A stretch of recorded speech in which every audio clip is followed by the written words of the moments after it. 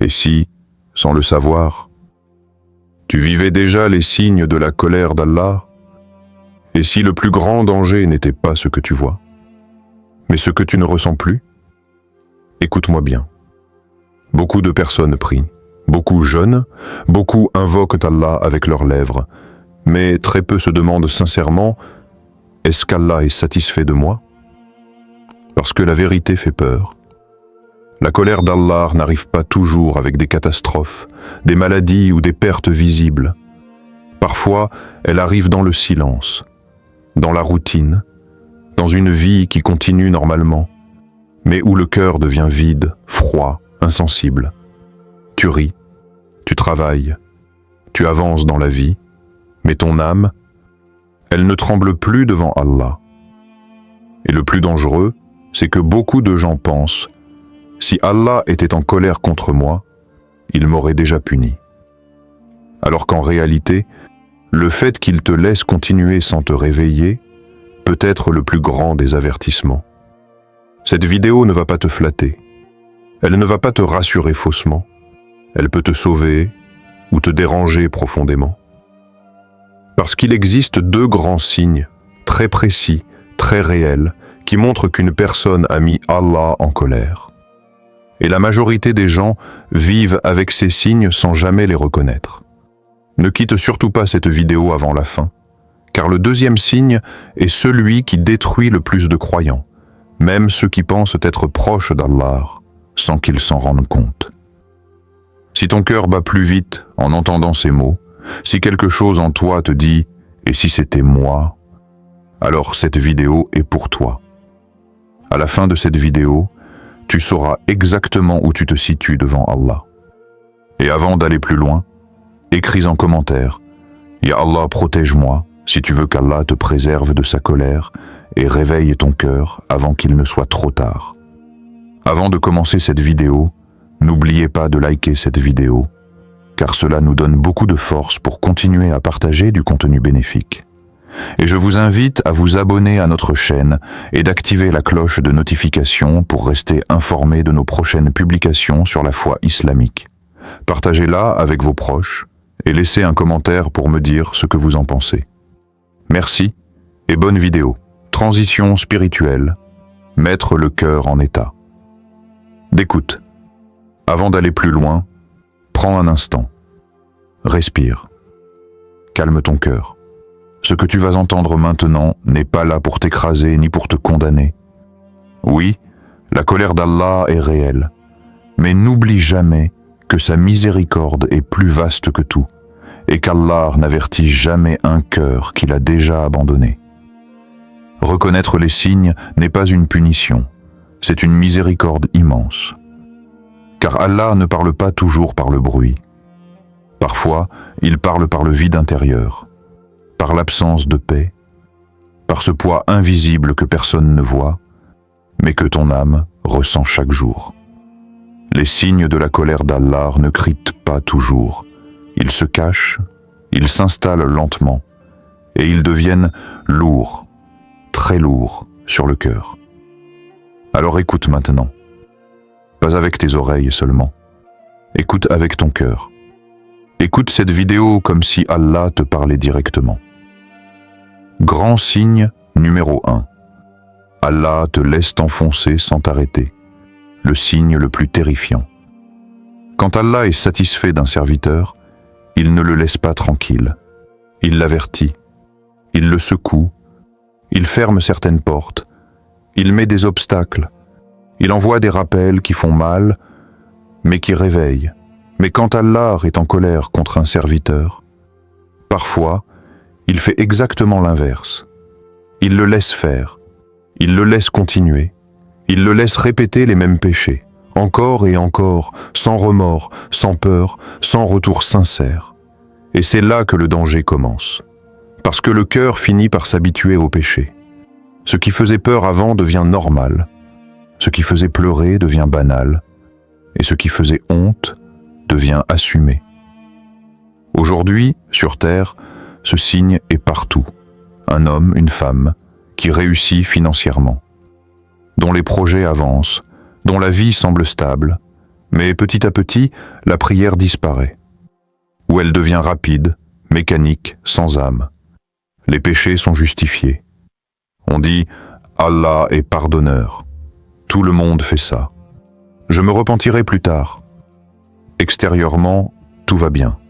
Mais intérieurement, le cœur devient dur, froid, insensible.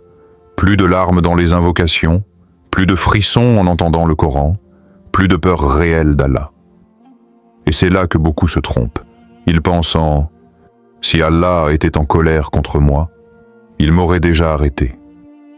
Alors qu'en réalité, le fait qu'Allah ne t'empêche plus de tomber est peut-être le plus grand avertissement.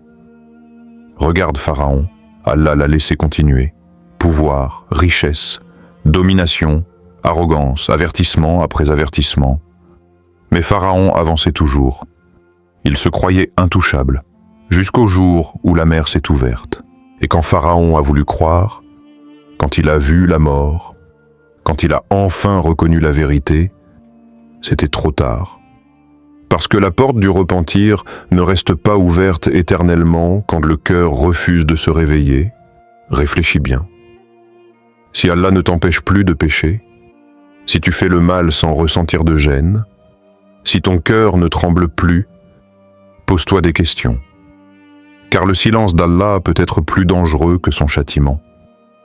Dis en commentaire « Ya Allah, ne me laisse jamais m'éloigner de toi » si tu veux qu'Allah te réveille avant qu'il ne soit trop tard.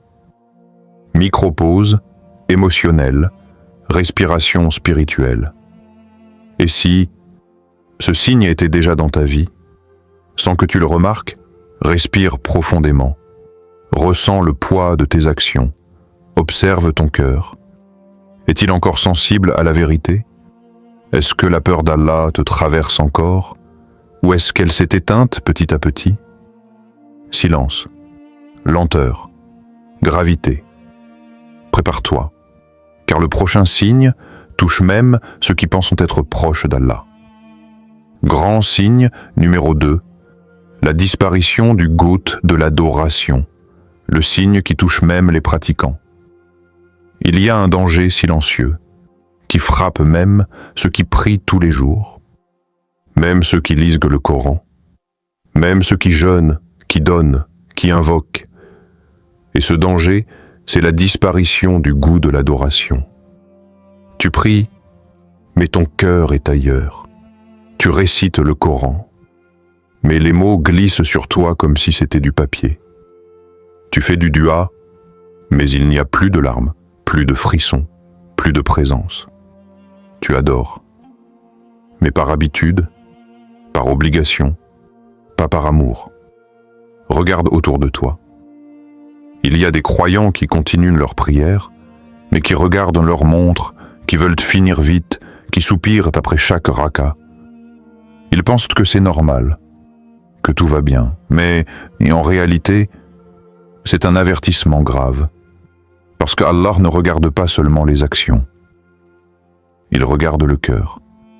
Il voit ce que tu ressens réellement quand tu t'adresses à lui. Regarde ce qui est arrivé à Bani Israël. Leur adoration était présente. Leur rituel était là. Mais leur cœur était dur. Allah dit qu'ils l'ont oublié. Alors Allah les a oubliés. La pratique seule ne suffit pas si le cœur est absent. Quand l'adoration devient lourde, ce n'est pas un hasard. Ce n'est pas ton corps qui est fatigué. C'est ton cœur. Ton âme qui se refroidit, ton esprit qui s'éloigne sans même que tu t'en rendes compte. Si tu te reconnais dans ces mots, arrête-toi un instant. Respire. Demande à Allah de raviver ton cœur, de redonner la douceur dans la prière, la joie dans le Coran, la sincérité dans le doua. Écris en commentaire. Rends-moi la douceur de la foi. Si tu veux retrouver la paix, le frisson et la présence dans chaque adoration que tu offres à Allah. Moment de révélation. Pourquoi Allah envoie ces signes? Ne perds pas espoir. Ces signes ne sont pas là pour te condamner. Ils sont là pour te réveiller, pour te rappeler que tu as encore une chance tant que ton cœur ressent quelque chose. Allah avertit avant de fermer la porte, avant que le cœur ne s'éteigne complètement, avant que le chemin du repentir ne devienne inaccessible. Chaque malaise que tu ressens, chaque frisson qui traverse ton cœur, c'est un signe de miséricorde, un rappel que Allah ne t'a pas abandonné, qu'il t'attend, qu'il veut que tu reviennes sincèrement vers lui. Ne détourne pas le regard, ne repousse pas ce réveil, car reconnaître ces signes, c'est accepter l'invitation d'Allah à se rapprocher de lui avant qu'il ne soit trop tard. Si tu ressens un malaise, c'est qu'Allah ne t'a pas abandonné. Conclusion plus, appel à l'action plus dua. Aujourd'hui, nous avons vu deux signes terrifiants qui montrent qu'Allah peut être en colère contre nous. 1. Le silence face à nos péchés, quand Allah nous laisse continuer à répéter les mêmes erreurs sans nous secouer. 2. La disparition du goût de l'adoration, quand la prière, le Coran et le dua deviennent lourds, automatiques, sans émotion ni frisson dans le cœur. Ces signes ne sont pas là pour nous condamner. Ils sont un réveil urgent, un appel à revenir sincèrement vers Allah avant que le cœur ne se ferme totalement. Il n'est jamais trop tard. Chaque repentir, chaque prière sincère, chaque dua venant du cœur peut effacer tout ce qui nous éloigne de lui. Allah, le pardonneur, le très miséricordieux, et il attend seulement que tu te tournes vers lui avec un cœur sincère. Dua. Ô Allah, ne nous laisse jamais croire que ton silence est un signe de satisfaction. Réveille nos cœurs avant qu'il ne soit trop tard. Rends-nous doux dans la foi, forts dans la prière et sincères dans chaque adoration que nous t'offrons. Protège-nous de tout ce qui te déplaît et guide-nous vers ton pardon infini. Amen. Partage cette vidéo avec quelqu'un que tu aimes pour qu'il puisse lui aussi se réveiller et se rapprocher d'Allah. Et dis-moi en commentaire, lequel de ces deux signes t'a le plus touché? Que cette vidéo soit une lumière dans ton cœur et un rappel permanent de la miséricorde d'Allah.